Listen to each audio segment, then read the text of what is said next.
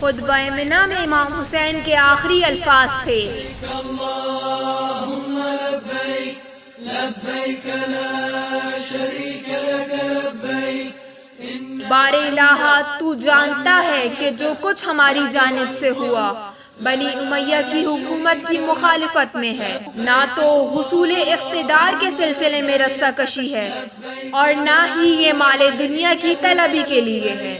بلکہ صرف اس لیے ہے کہ ہم چاہتے ہیں کہ تیرے دین کی نشانیوں کو آشکار کر دیں اور تیری مملکت میں اصلاح کریں،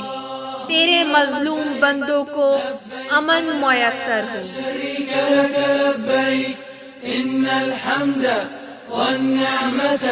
لک والملک لا شریک لک لبیک اللہم لبیک لبیک لا شریک لک